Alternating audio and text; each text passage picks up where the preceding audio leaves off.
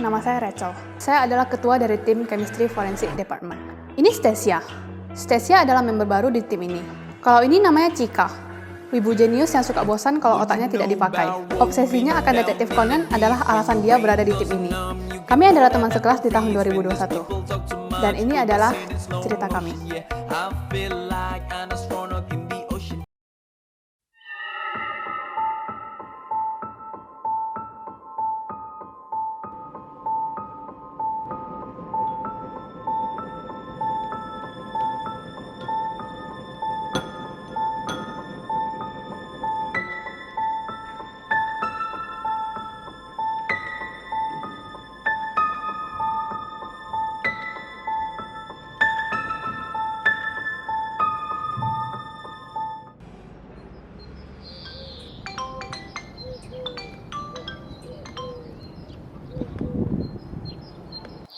Halo?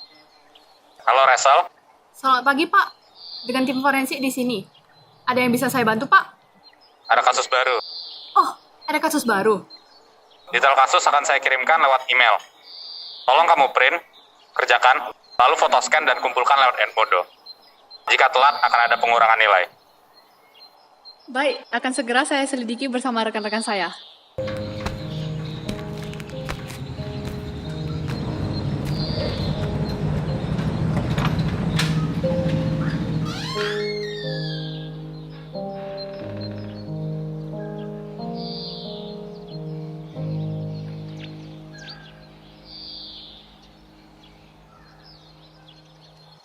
Jumat 31 Februari 2031.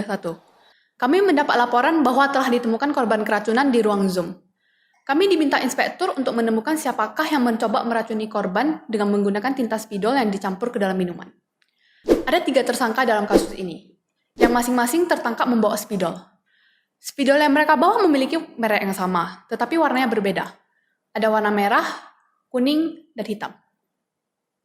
Oh, aku lumayan ngerti tentang kasus ini. Tapi gimana cara kita menemukan pelakunya? Aku tahu caranya.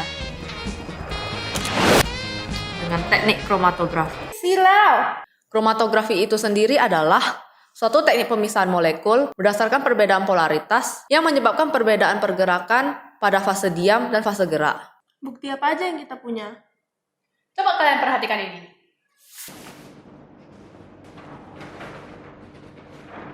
Gimana cara kita melakukan kromatografi? Kan kita nggak ada alat dan bahannya. Tenang saja, ada aku di sini.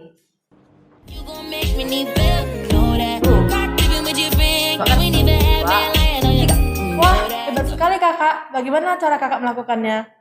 Sebenarnya kemarin itu aku mendapatkan kiriman alat dan bahan dari Tes Analitika Prima dan Petrokimia Gresik. Terima kasih sudah mendukung CFD 2021. Bagus sekali. Sekarang mari kita mulai eksperimennya. Stasia, jangan lupa dokumentasikan ya. Berikut adalah alat dan bahan yang kami gunakan.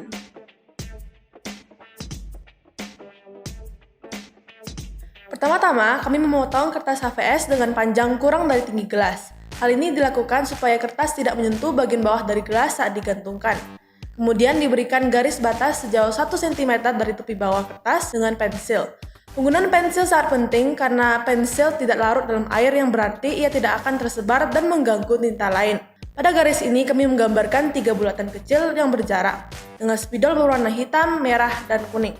Kami kemudian menuangkan sedikit air ke dalam gelas dengan ketinggian air yang tidak menyentuh tinta spidol. Apabila tinta mengenai air, maka tinta tersebut dapat terlarut ke dalam air dan merusak hasil eksperimen. Berikutnya, kami melekatkan HVS pada sumpit dengan selotip, lalu kertas tersebut digantungkan sehingga hanya sedikit bagian dari ujung kertas yang tercelup ke dalam air. Selanjutnya, kami mengamati perubahan-perubahan yang terjadi. Sebelum air mendekati ujung atas kertas HVS kami angkat dan kami beri garis sebagai penanda posisi akhir air. Pada eksperimen kami, kertas sebagai fase diam tersusun atas selulosa, suatu polisakarida dari beta-1,4-D glukosa. Struktur selulosa memiliki gus OH polar di permukaannya sehingga dapat berinteraksi membentuk ikatan dipol-dipol dengan senyawa polar. Saat fase gerak naik ke kertas karena gaya kapilaritas, tinta akan ikut tertarik ke atas. Tinta tersusun atas beberapa senyawa yang memiliki kepolaran yang berbeda-beda. Senyawa polar akan berikatan dengan gugus OH pada selulosa, sehingga mereka akan bergerak lebih lambat dibandingkan senyawa non-polar. Akibatnya, tinta dapat terpisah menjadi beberapa noda. Dari eksperimen dapat dilihat bahwa tinta kuning dan merah hanya terdiri dari satu zat warna. Sedangkan tinta hitam terdiri dari beberapa zat warna sehingga membentuk 4 noda. Noda pink, kuning, merah, dan biru. Tinta spidol menerapkan pemakaian warna primer subtraktif, sehingga penyusun warna hitam seharusnya adalah kuning, merah, dan biru. Tetapi hasil kromatografi kami menunjukkan adanya warna pink. Kemungkinan warna pink ini ditambahkan agar warna hitam pada spidol menjadi lebih pekat. Noda biru bergerak paling cepat pada fase diam dan berada di posisi paling atas, sehingga bisa disimpulkan bahwa noda biru terdiri dari senyawa yang paling nonpolar dan hanya membentuk sedikit interaksi dengan selulosa. Noda merah berada di posisi kedua dari atas dan memiliki kecepatan yang mirip dengan tinta merah. Besar kemungkinannya mereka tersusun dari zat warna yang sama. Selanjutnya, noda kuning berada di posisi ketiga tercepat dan ini juga mirip dengan tinta kuning. Sedangkan noda pink bergerak paling lambat dan berada di posisi paling bawah. Seharusnya noda ini terdiri dari zat warna yang polar, sehingga memiliki interaksi dipol-dipol yang paling kuat dengan selulosa. Kami tidak bisa menentukan secara pasti senyawa kimia apa yang terkandung di dalam tinta tersebut. Tetapi kami menemukan contoh pigmen yang mungkin terdapat pada tinta dan struktur dari zat warna yang kami temukan sesuai dengan perkiraan kami. Di mana zat warna biru adalah senyawa yang paling nonpolar, diikuti zat warna merah, kuning, dan zat warna pink adalah senyawa yang paling polar. Kami menghitung RF pada tinta spidol hitam. RF sendiri adalah faktor retensi yang menunjukkan seberapa jauh jarak yang ditempuh oleh suatu senyawa dibandingkan dengan jarak yang ditempuh oleh pelarut.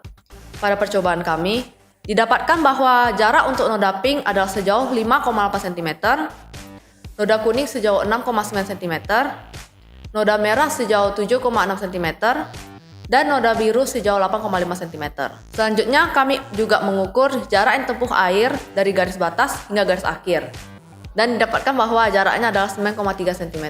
Setelah memperoleh data-data tersebut, kami hanya perlu membagi jarak yang ditempuh noda pink dengan jarak yang ditempuh air, yaitu 5,8 cm per 9,3 cm.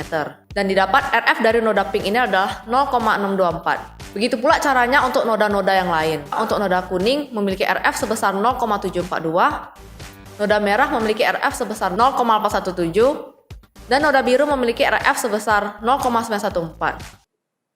Jadi menurut kalian siapa pelakunya? Itu sih sudah jelas. Sebenarnya sih saya tidak mengerti apa yang terjadi. Tapi, ya saya setuju dengan Kak Cika. Halo Pak Inspektur. Halo Resel, Selamat sore Pak, kami telah berhasil menemukan siapa pelakunya. Dan pelakunya adalah